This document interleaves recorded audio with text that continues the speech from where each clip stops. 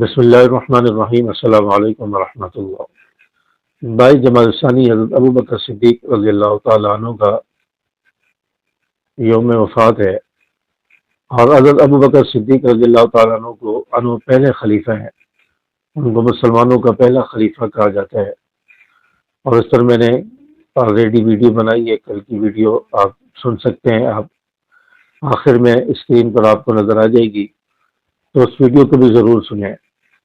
تو بعض لوگوں کو حضرت ابو بکر صدیق رضی اللہ تعالیٰ عنہ کی خلافت پر اعتراض ہے، اور کہتے ہیں کہ حضرت ابو بکر صدیق رضی اللہ تعالیٰ عنہ اور حضرت فاطمہ الزہرا رضی اللہ تعالیٰ عنہ اور حضرت علی رضی اللہ تعالیٰ عنہ میں آپس میں لڑائیاں تھیں۔ حضرت ابو بکر صدیق رضی اللہ تعالیٰ عنہ کے ساتھ لڑائی تھی۔ اس کی ایک وجہ یہ بتائی جاتی ہے کہ حضرت ابو بکر صدیق رضی اللہ تعالیٰ عنہ نے حضرت علی رضی اللہ تعالیٰ عنہ کی خلافت پر قبضہ کر لیا، نعوذ باللہ۔ اور دوسری وجہ یہ بتائی جاتی ہے کہ حضرت فاطمہ الزہرا رضی اللہ تعالیٰ عنہ کا جو باغ تھا، باغ فدق جسے کہا جاتا ہے، اس پر حضرت ابو بکر صدیق رضی اللہ تعالیٰ عنہ نے قبضہ کر لیا، نعوذ باللہ۔ تو اس طرح کی باتیں جو ہے وہ کی جاتی ہیں۔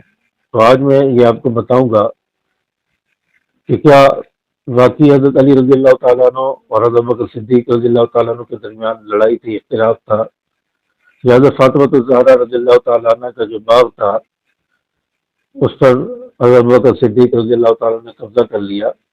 تو اس بات میں کیا صداقت ہے، یہ میں آپ کے سامنے رکھوں گا۔ دیکھیں، حضرت علی رضی اللہ تعالیٰ عنہ کے بارے میں بعض لوگ کہتے ہیں، اہل تشیع روافض کی طرف سے یہ اعتراض اٹھایا جاتا ہے کہ حضرت علی رضی اللہ تعالیٰ عنہ پہلے خلیفہ تھے، اور حضرت ابو بکر صدیق رضی اللہ تعالیٰ عنہ نے حضرت علی رضی اللہ تعالیٰ عنہ کی خلافت پر قبضہ کر لیا۔ تو اس لیے حضرت علی رضی اللہ تعالیٰ عنہ کو حضرت ابو بکر صدیق رضی اللہ تعالیٰ عنہ کے ساتھ اختلاف تھا، لڑائی تھی۔ تو سب سے پہلی بات تو یہ ہے کہ حضرت ابو بکر صدیق رضی اللہ تعالیٰ عنہ کو اپنے مسلح پر آپ صلی اللہ علیہ وسلم نے خود کھڑا کیا، اور ابو بکر صدیق رضی اللہ تعالیٰ عنہ نے آپ صلی اللہ علیہ وسلم کی زندگی میں 17-18 نمازیں پڑھائی، اور حضرت ابو بکر صدیق رضی اللہ تعالیٰ عنہ کی امامت میں حضرت علی رضی اللہ تعالیٰ عنہ بھی نمازیں پڑھتے رہے، اور حضرت حسن حضرت حسین رضی اللہ تعالیٰ عنہ بھی نمازیں پڑھتے رہے، دیگر صحابہ بھی نماز پڑھتے رہے۔ اگر حضرت ابو بکر صدیق رضی اللہ تعالیٰ عنہ کے ساتھ لڑائی تھی، خلافت پر قبضہ کر لیا، اختلاف تھا، حضرت علی رضی اللہ تعالیٰ عنہ حضرت ابو بکر صدیق رضی اللہ تعالیٰ عنہ کے پیچھے نمازیں کیوں پڑھتے؟ حضرت حسنین حضرت ابو بکر صدیق رضی اللہ تعالیٰ عنہ کے پیچھے نمازیں کیوں پڑھتے ہیں؟ تو یہ بات جو ہے سمجھ میں آنے والی نہیں ہے۔ حالانکہ حضرت ابو بکر صدیق رضی اللہ تعالیٰ عنہ کے ساتھ حضرت علی رضی اللہ تعالیٰ عنہ کو محبت تھی، آپس میں تعلق تھا، اور حضرت علی رضی اللہ تعالیٰ عنہ کا کوئی اختلاف نہیں ہے حضرت ابو بکر صدیق رضی اللہ تعالیٰ عنہ کے ساتھ۔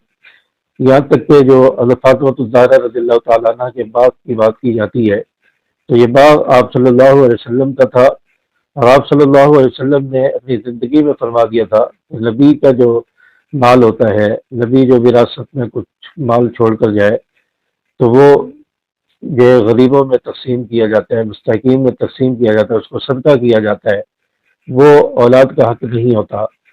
تو یہ آپ صلی اللہ علیہ وسلم کی حدیث تھی۔ حضرت فاطمہ الزہرا رضی اللہ تعالیٰ عنہ حضرت ابو بکر صدیق رضی اللہ تعالیٰ عنہ کے پاس آئیں، مطالبہ کیا باغ کا، تو حضرت ابو بکر صدیق رضی اللہ تعالیٰ عنہ نے نبی کا فرمان سنایا، تو حضرت فاطمہ الزہرا مطمئن ہو گئی اور چلی گئی، کوئی اختلاف نہیں کیا، کوئی لڑائی نہیں ہوئی۔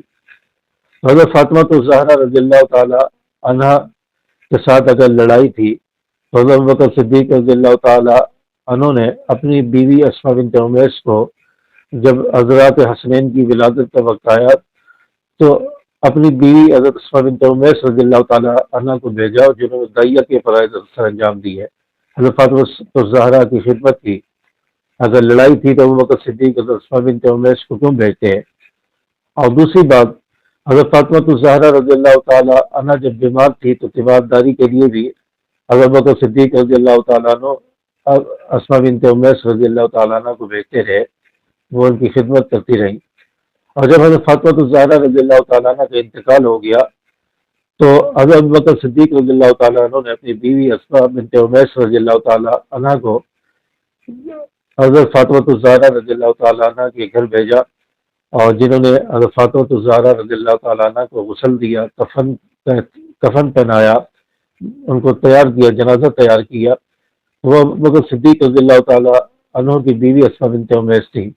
اگر لڑائی تھی، اختلاف تھا، تو کیوں حضرت بکر صدیق رضی اللہ تعالیٰ عنہ اپنی بیوی کو بھیجتے ہیں؟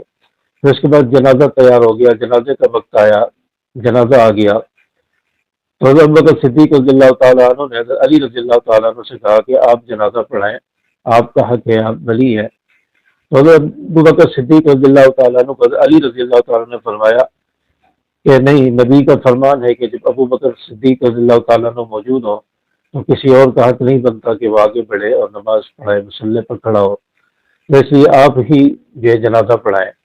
چنانچہ اس پر شیعہ کتب میں بھی یہ بات موجود ہے، اہل سنت کی کتابوں میں بھی یہ بات موجود ہے کہ حضرت فاطمہ الزہرا رضی اللہ تعالیٰ عنہ کا جنازہ حضرت ابوبکر صدیق رضی اللہ تعالیٰ عنہ نے پڑھایا، حضرت علی رضی اللہ تعالیٰ عنہ حضرت حسنین نے پیچھے کھڑے ہو کر جنازہ پڑھا۔ تو جنازہ حضرت بکر صدیق رضی اللہ تعالیٰ نے پڑھایا۔ کیا کسی کے ساتھ لڑائی ہو، کسی کے ساتھ دشمنی ہو، اختلاف ہو، تو کیا اس کا جنازہ بھی وہ شخص پڑھاتا ہے جس کے ساتھ لڑائی ہو؟ یا حضرت علی رضی اللہ تعالیٰ عنہ کہتے ہیں کہ ابو بکر آپ جنازہ پڑھائیں؟ تو یہ ساری من گھڑت اور جھوٹی باتیں، یہ مکار لوگ، جھوٹے لوگ، بے ایمان لوگ یہ باتیں کرتے ہیں۔ حالانکہ کوئی اختلاف حضرت علی رضی اللہ تعالیٰ عنہ، حضرت فاطمہ الزہرا رضی اللہ تعالیٰ عنہ اور حضرت ابوبکر صدیق رضی اللہ تعالیٰ عنہ میں نہیں تھا۔ سب آپس میں دوست تھے، محبتیں تھی، آپس میں آنا جانا تھا۔ حضرت ابوبکر صدیق رضی اللہ تعالیٰ عنہ پہلے خلیفہ ہیں جنہیں حضرت علی رضی اللہ تعالیٰ عنہ نے بھی خلیفہ مانا، اور حضرت فاطمہ الزہرا رضی اللہ تعالیٰ عنہ نے بھی مانا۔ کوئی اختلاف نہیں تھا، کوئی لڑائی نہیں تھی۔ اس لیے اس قسم کی باتوں سے بچیں، ایسے لوگوں سے بھی بچیں، اور ایسے لوگوں کی باتوں کو سننے سے بھی پرہیز کیا جائے۔ تو امید ہے کہ بات آپ کو سمجھ آئی ہوگی۔ ویڈیو کو لائک اور شیئر ضرور کریں۔ السلام علیکم ورحمۃ اللہ۔